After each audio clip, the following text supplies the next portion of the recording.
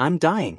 That's my first thought as I collapse onto the cold emergency room floor, my white shirt blooming red like some twisted flower.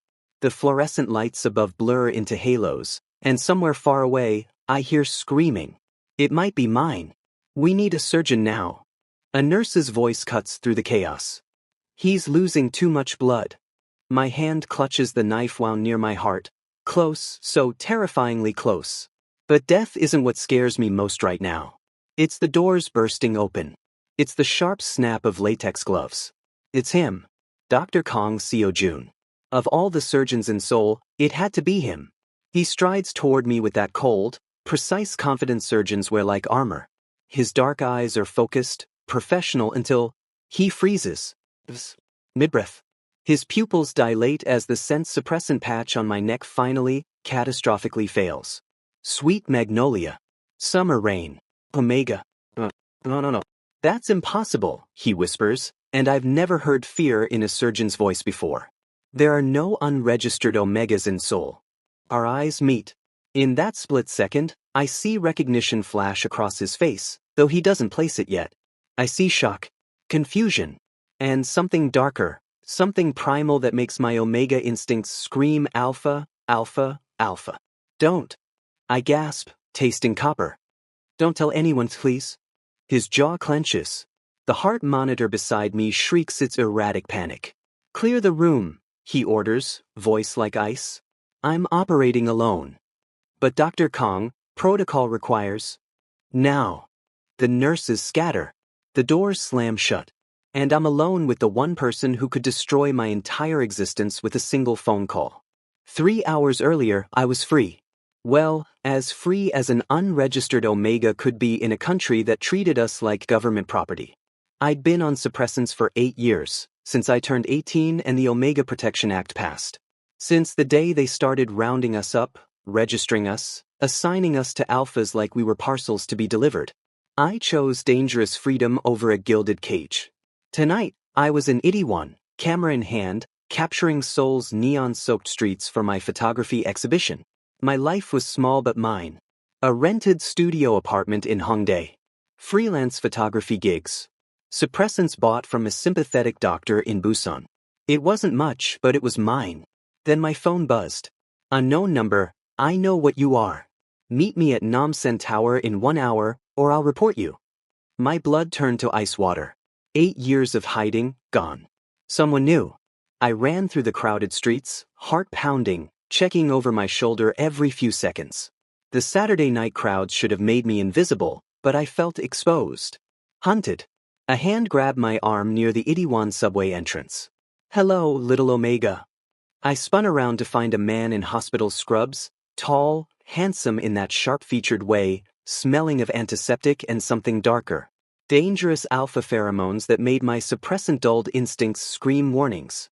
You've been very good at hiding, he said, smiling like a wolf. But I'm better at hunting. I'm Dr. Park Tae-jun. And you're going to come with me quietly or... I didn't let him finish. I slammed my camera into his face and ran. He caught me in an alley behind a convenience store. We struggled, his strength against my desperation. Then I felt it, cold steel sliding between my ribs. Pain exploded through my chest. You should have cooperated, he hissed in my ear. Omegas who resist don't last long. I don't know how I got away. Adrenaline, maybe. I stumbled into a taxi, bleeding, and gasped out the only address that might help, Seoul National University Hospital. I never imagined he'd be there. Now, Seo-jun works in focused silence, cutting away my blood-soaked shirt. His hands are steady despite the omega pheromones flooding the operating room, my traitorous body calling to his alpha instincts. Stay with me, he commands, and I don't know if he's talking to me or himself. I drift in and out. Pressure. The steady beep of monitors. His face hovering above mine, concentrated, beautiful in that untouchable way surgeons are. Like marble statues, perfect but cold. Except his hands are gentle when they touch my skin. Control yourself, I hear him mutter. He's your patient. Nothing more. But I can smell his scent breaking through his suppressants too, winter pine, clean and sharp. Alpha. My omega biology recognizes him, wants him, even as my mind screams danger. As he closes the final suture, my eyes flutter open. Our gazes lock. "You're Kang Seo-jun," I whisper. My throat feels like sandpaper. "I remember you." His hands still on the surgical thread. "We've never met." "Yes, we have." A weak smile tugs at my lips despite everything. 10 years ago. Seoul University campus. I was lost, 16, terrified of everything. You were a medical student. I asked for directions and you said, I cough, pain lancing through my chest. "Walk toward what scares you most." Something cracks in his cold expression. Recognition. Memory. The teenager with two-old eyes who'd been running even then. "You need to leave Seoul," he says quietly, urgently. "Tonight. There are people who will." The door slams open. Park Tae-jun stands there, blood staining his scrubs. My blood. His smile is poison sweet. "Sorry I'm late, Seo-jun. I had an emergency." His eyes find me on the operating table. Is that my patient? My heart monitor screams. Seo-jun steps between us, blocking Tae-jun's view of me. He's stable. I'm transferring him to post-op, alone. Protocol requires. I said alone. The two alphas stare at each other, and I'm trapped between them, prey between predators. I close my eyes and pray to gods I stopped believing in years ago. Please, just let me survive tonight. I wake up in a place that smells like money. Floor-to-ceiling windows. Leather furniture. Seoul's skyline glittering below like scattered diamonds. This isn't a hospital room. This is someone's home. Someone rich. I'm wrapped in a coat that smells like winter pine, Seo-jun's scent, and every breath makes my healing wound ache. "You're awake." His voice comes from across the room. He's standing by the windows, phone pressed to his ear, tension radiating from his shoulders. "Yes, Dr. Choi, I understand the risks, but..." He glances at me. "I'll call you back." The call ends. Silence stretches between us like a wire pulled too tight. Where am I? My voice comes out rough, damaged. "My penthouse. Gangnam." He pockets his phone, crossing the room with that precise surgeon's grace. "I smuggled you out through the underground parking garage." Tae-jun was asking questions. Too many questions. "You should have left me there." I try to sit up and immediately regret it. Pain explodes across my chest. "Don't move. You have 14 stitches and..." He's suddenly there, hands steadying me, lowering me back onto the couch. His touch is clinical, but I feel the tremor in his fingers. "You almost died tonight. Better dead than registered." His jaw tightens. "I'm calling Dr. Choi Minha. She specializes in Omega medicine. She can help with your suppressants, get you new." "No." Terror claws up my throat. "No one else can know. You were stabbed by another surgeon from my hospital." His control fractures, showing the fear underneath. "Park Tae-jun is dangerous. He's been under investigation for illegal Omega trafficking. If he knows about you, then I'm already dead." The words hang in the air between us. Truth, cold and final. Seo-jun runs a hand through his hair, disturbing its perfect style. He looks exhausted suddenly. "Human, your suppressant patch is failing. I can smell." He stops, breathing carefully through his mouth. "How long have you been on suppressants?" 8 years. Since I turned 18. His face goes pale. "That's fatal. Your body should have died." I laugh, bitter and sharp. "I should have. But I chose dangerous freedom over safe captivity. I chose me over whatever alpha the government decided I belonged to." He crouches in front of me, and I'm struck again by how beautiful he is up close. Sharp features, dark intelligent eyes, lips pressed into a line that suggests he's used to controlling everything, including himself. "Listen to me carefully. I can help you disappear. I have connections in Jeju Island, Omega-friendly communities where the authorities don't ask questions. We can get you on a boat by morning." "Why?" The question bursts out of me. "Why would you help me? You don't even know me." Something soft crosses his expression. "Because 10 years ago, I told a scared kid to walk toward what scares him most. And you did. You've been surviving alone in a system designed to cage you." He pauses and his voice drops. "That takes more courage than I've ever had." My chest tightens, and it has nothing to do with the stab wound. What if? I meet his eyes. What if I don't want to run anymore? What are you saying? My heart pounds. This is insane. Reckless. Exactly the kind of thing that's kept me alive for 8 years. The Omega Protection Act has one loophole. If an Omega is bonded to an Alpha, the government can't interfere. They become legally untouchable. Seo Jun stands abruptly, like I've shocked him. You're asking me to bond with you? That's permanent. It's the only way I survive. I force myself to meet his gaze. And maybe the only way you figure out who's been trafficking Omegas from your hospital. He goes very still. What do you know about that? I'm a photographer, Dr. Kong. I see things others miss. I've been documenting the Omega trafficking ring for 6 months. I have evidence, photographs, recordings, transactions.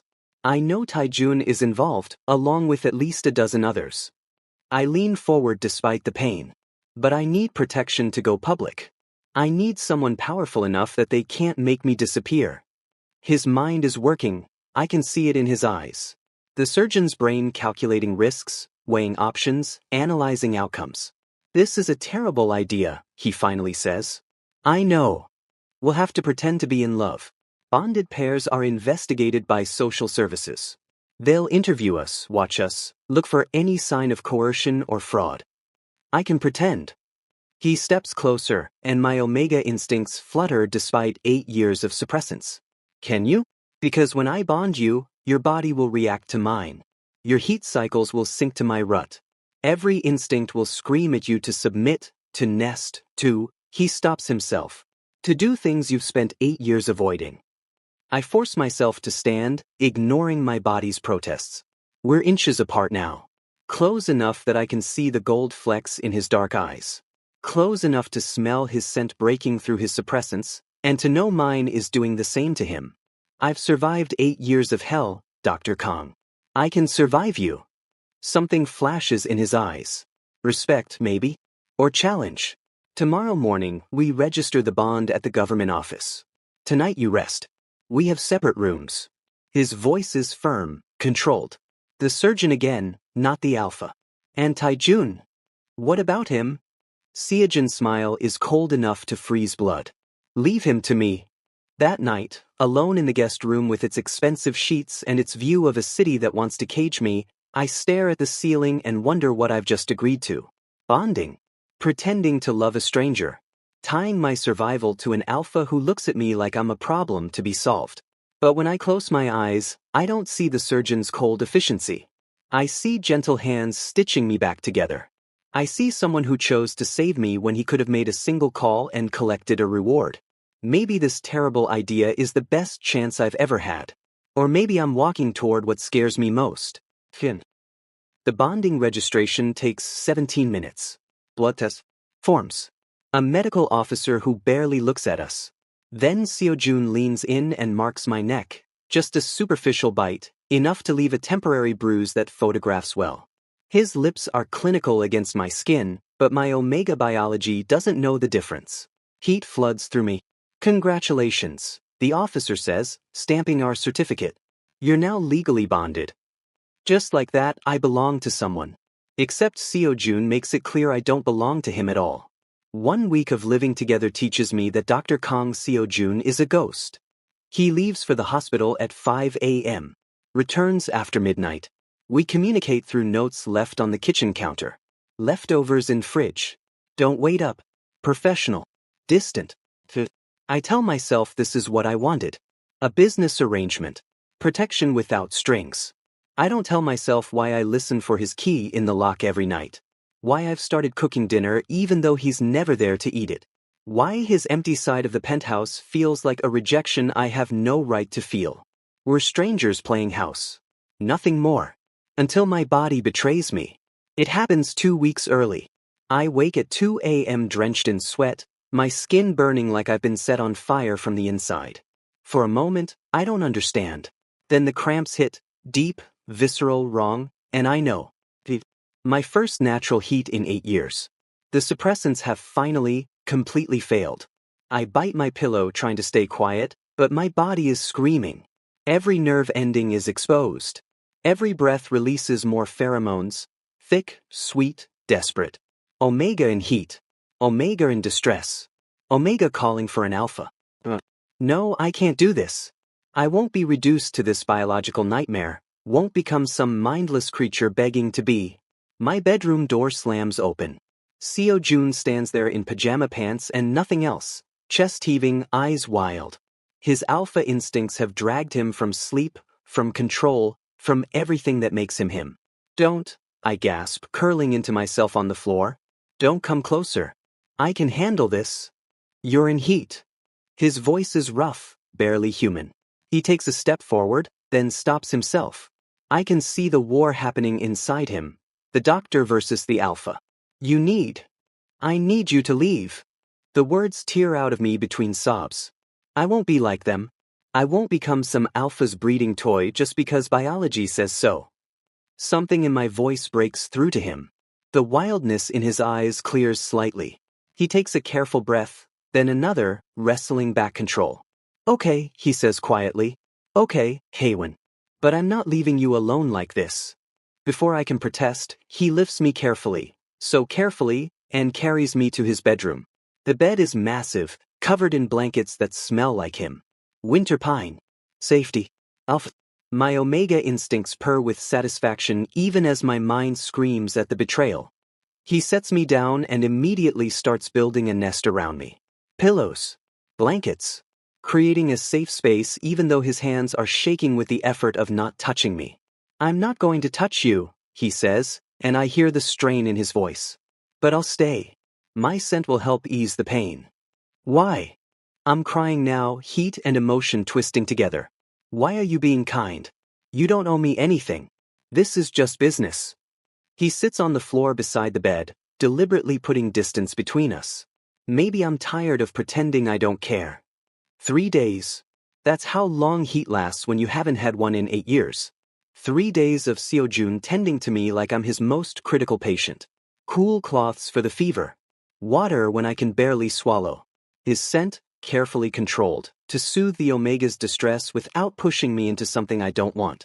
He never crosses the boundary. Never climbs into the bed, even when I'm delirious and begging in ways that make me hate myself later. Never takes advantage even though I can see how much it costs him. The control. The restraint. On the 3rd night, the fever finally breaks. I wake clear-headed for the first time in days. The room is dim, early morning light just starting to creep through the windows. And there, on the floor beside the bed, is Seo Jun. Still keeping watch. His hair is messy. Dark circles shadow his eyes. He's still in the same clothes from yesterday, wrinkled, exhausted, beautiful. Something cracks open in my chest. Something terrifying. I think I'm falling for you, I whisper to his sleeping form. And that terrifies me more than anything Taijun could do. I don't know that across the city, Dr. Choi Minha is confronting Taijun in the hospital's surgical wing. I know you attacked that Omega, she says, voice cold. I have security footage. Taijun smiles like a predator. Do you? Shame if something happened to it. Or to you. Touch me, and Seo Jun will destroy you. Seo Jun. Taijun laughs. He's too busy playing house with stolen property. That Omega is mine. I claimed him first. He's bonded to Seo Jun. Legally protected. Taijun leans closer, and his smile turns vicious. Bonds can be broken, Dr. Choi. Especially when the Omega is carrying someone else's child. When Seo Jun wakes, he finds me watching him. How do you feel? His voice is rough from sleep. Better. Thanks to you. We stare at each other in the dawn light. Something has shifted between us during those 3 days. Something neither of us knows how to name. Seo Jun. His phone rings. He answers and I watch his face go pale. What do you mean, pregnant? He looks at me eyes wide. Are you certain? My blood turns to ice. It's not possible. Unless that night in the alley during the struggle with Taijun, he did more than just stab me. The room spins. Seo Jun is still talking, but I can't hear anything over the roaring in my ears. Pregnant. With my attacker's child. Everything we've built is about to crumble. The pregnancy test sits on the bathroom counter like an accusation. 2 pink lines. Positive. My hands won't stop shaking. I've taken 3 tests. All positive. All confirming the nightmare that's been growing inside me since that night in the alley. I press my palm against my still flat stomach and feel nothing but revulsion. This isn't a miracle. This is evidence of violence. Proof that Taijun marked me in the worst possible way. Seo-jun will leave me now. Why wouldn't he? Our arrangement was simple, protection in exchange for evidence.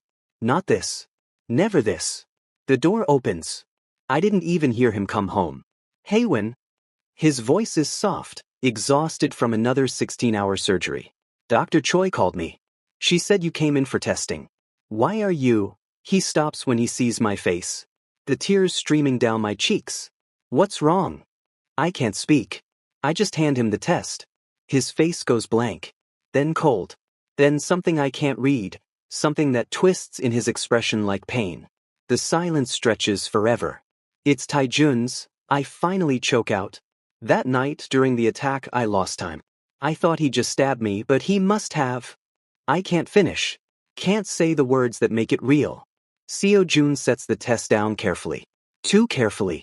Like he's handling a live grenade. I'm going to kill him. His voice is flat, emotionless. The kind of calm that comes before violence. No. I grab his arm. We do this legally. We use my evidence, expose him, destroy him in court. Prison. Public humiliation. That's worse than death. And the baby? The question hangs between us like a blade. I force myself to meet his eyes. I understand if you want to end our arrangement. This wasn't part of the deal. I can disappear, go to Jeju like you suggested, raise it alone. Stop. He catches my face in his hands, and I realize he's trembling too. What if I don't want an arrangement anymore? What if I want something real? My heart stops. What? These past weeks, watching you survive, watching you refuse to break even when biology and society and everything tried to cage you. His thumb brushes away my tears. I've fallen for you, Haewon. Not because of bonds or pheromones or contracts. Because you're brave and stubborn and beautiful even when you're being impossible. I'm pregnant with your enemy's child. The words taste like poison. You're carrying a child who will be loved and protected. I don't care about DNA. His forehead presses against mine, and his scent wraps around me. Pine and winter and safety. I care about you. Only you. You really mean that? My voice breaks. I'm a surgeon. I don't lie about important things. He kisses me then. So tentative. Like I'm something precious that might shatter. Then deeper, and I'm kissing him back, pouring 8 years of loneliness and fear and desperate hope into this moment. When we break apart, I'm crying again. But this time, it's different. So what happens now? I whisper. Now. He pulls me against his chest, and I feel his heartbeat against my ear. Now we destroy Taijun. Together. 1 week later, every major news outlet in Korea is running the same story. Omega trafficking ring exposed at prestigious hospital. My photographs are everywhere. Taijun and 12 others caught in transactions, dragging terrified Omegas into unmarked vehicles, falsifying medical records. The evidence is overwhelming, undeniable. Arrests happen within hours. Seo-jun stands beside me at the press conference, his hand firm in mine. Dr. Choi Min-ha reads our statement while cameras flash like lightning. The Omega Protection Act was designed to protect, but it became a weapon. A system that treated people as property. Today, we're calling for complete reform. My phone explodes with messages. Support. Death threats. Marriage proposals. The whole spectrum of human reaction. But none of it matters because Seo-jun is here, solid and real beside me.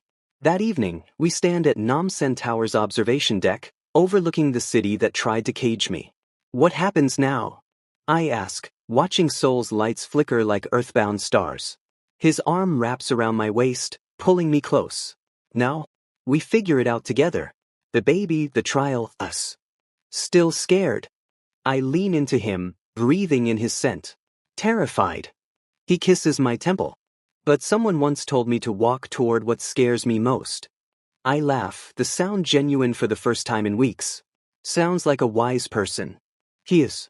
Even when he's impossible and pregnant and eating kimchi ice cream at 3 a.m. That was one time. It was this morning, Haywin. I turn in his arms, mock offended, but I'm smiling. Really smiling. You're never going to let me forget that, are you? Never.